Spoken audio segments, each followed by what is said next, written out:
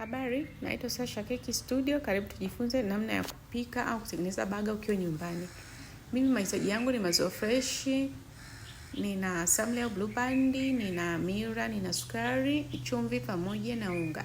Utachanganya vitu vyote kwa kutumia whiskey, kasoro unga utaweka mwishoni pamoja na chumvi. Kama unavyoona hapo, mimi nimeweka unga wa mwisho na chumvi.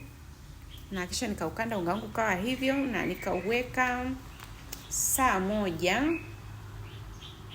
ili uumuke. Na baada ya hapo ukaumuka, kisha nikaubonyeza kama hivyo kutoa gesi au hewa, na kisha nikaanza kutengeneza mabonge au shape ambazo mimi nataka kwa ajili ya hizi bani za baga au hamburger.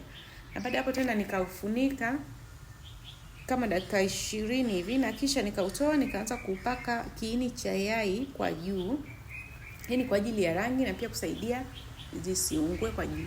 Na baada hapo zikaiva kama hivyo. Sasa tuandae mchanganyiko mwingine. Sasa hapa nina nyama ya kusaga. Nyama ni muhimu sana katika baga. Nikaigawanya vipande vinne, au unaweza kutengeneza mabonge kama hivyo.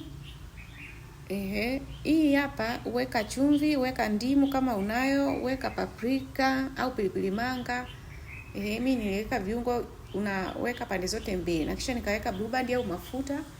Kisha nikaanza kukaanga kidogo tu, dakika 5 zinakuwa tayari kama hapo.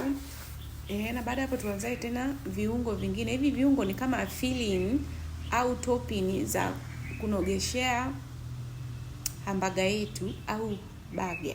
Hapo hivi nimeshakata tomato zangu pamoja na vitunguu, na hapo nina majani ya lettuce na nina mayonnaise pamoja na ketchup. Sasa tuanze kuchanganya mayonnaise pamoja na ketchup. Kama una mustard unaweza ukachanganya, na baada hapo nikazichanganya vizuri hizi sosi za kuweka kwenye baga. Na baada hapo nikachukua bani zangu za baga nikaanza kuzipaka sosi ambazo nimeshaandaa tayari. Sio lazima ununue baga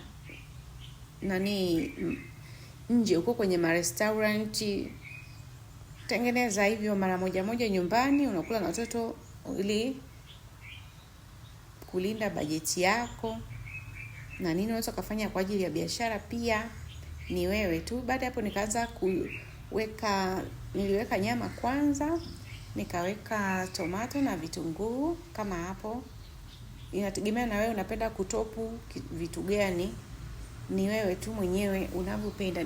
Kisha nikaweka majani ya lettuce. Majani ya lettuce haya huwa ni yanaliwa tu. Ni kama vile kabichi tu. Kisha nikachukua bani nyingine kwa ajili ya kufunikia kwa juu, na yenyewe nilipaka sosi. Kisha nikadesign kama hivyo. Kama hapo tayari baga yangu au hamburger yangu ipo tayari. Kwa heri, asante. Usisahau like, share na kusubscribe. Bye bye. Eat at your own risk.